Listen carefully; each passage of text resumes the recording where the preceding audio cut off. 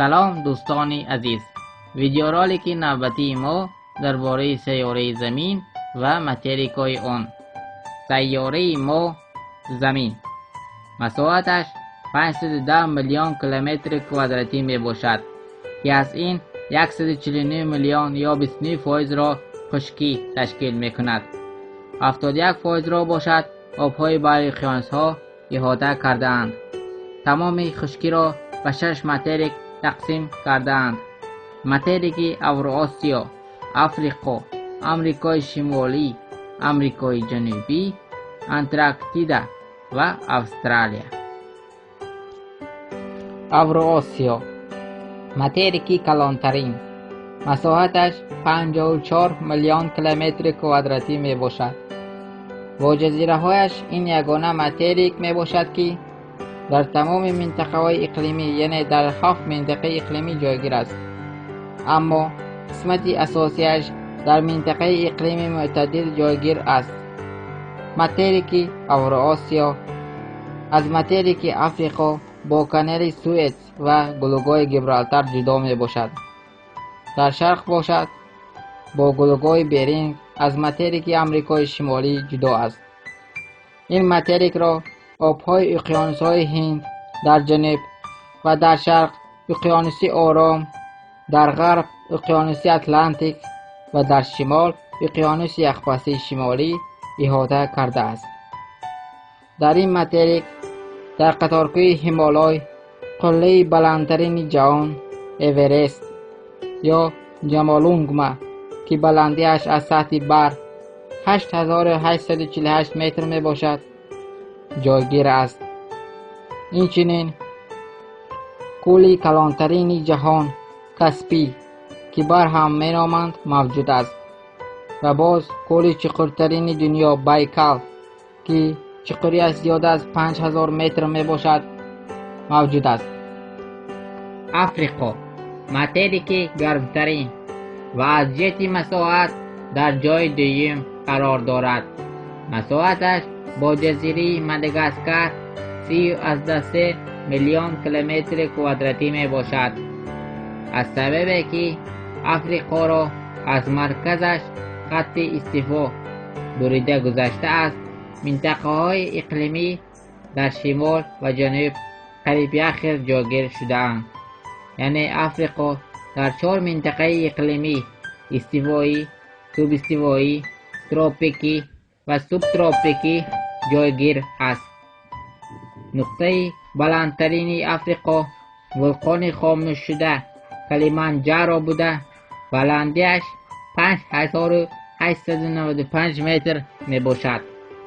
در این متریک دریای درازترین جهان نیل که درازیش 6671 کیلومتر می باشد جایگیر است. آب این دریا در شمال و بحر میان زمین جاری می شود. متریک افریقا را در شمال بحر میان زمین، در غرب اقیانوس اتلانتیک و در شرق اقیانوس هند احاطه کرده است.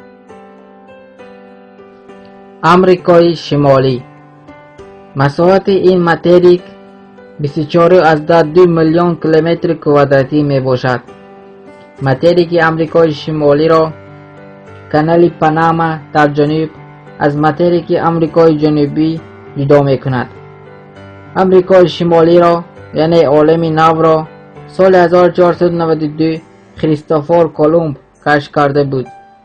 متریک امریکای شمالی در 6 منطقه اقلیمی جایگیر است، از جمله آرکتیکی، سوب آرکتیکی، معتدل، سوبتروپیکی، تروپیکی و سوب استوایی.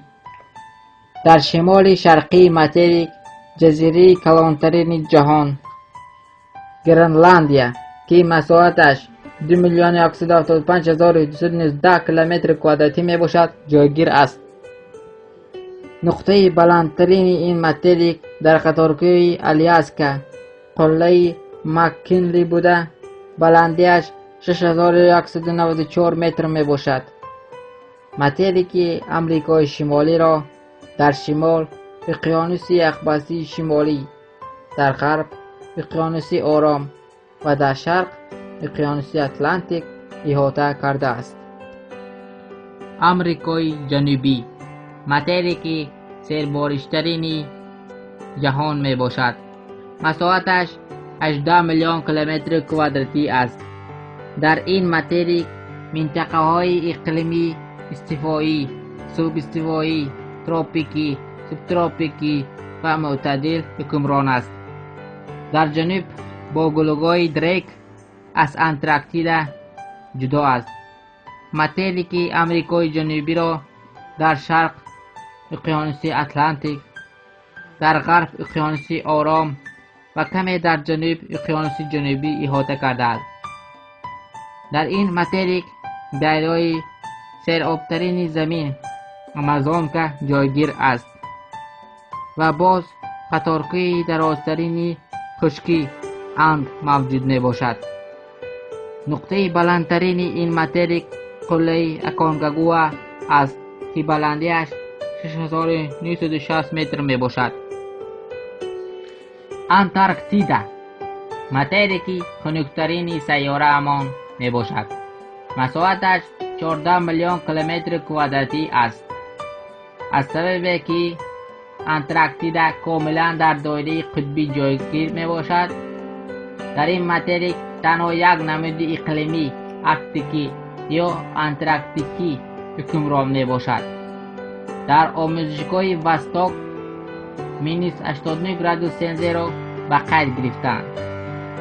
این ماتریک را روس‌ها برنوردان بلینسگاوزن و لازاروف 16 ژانویه سال 1820 کشف کردند. ماتریک انتارکتیدا را آبهای اقیانوس جنوبی احاطه کرده است. در این ماتریک 80% تمام آب شیرین سیاره‌مان جایگیر می باشد. استرالیا ماتریکی خردترین، مساحتش با جزیره های نزدیک 9 میلیون کیلومتر کوادراتی می باشد.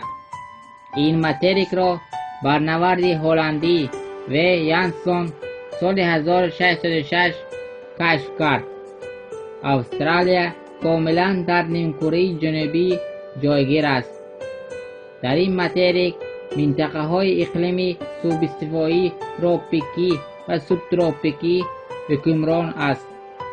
نقطه بلندترین این ماتریک در قطارهای بخشگاه کلان قله کاسیوشکا بوده، بلندیش 2228 متر می باشد. استرالیا را آبهای اقیانوس آرام در شرق و در غرب آبهای اقیانوس هند احاطه کرده است. با همین تمام دوستان، ویدیو را لایک نوبتی ما را انتظار باشید و در آخر آبونه شدن را فراموش نکنید. خیر.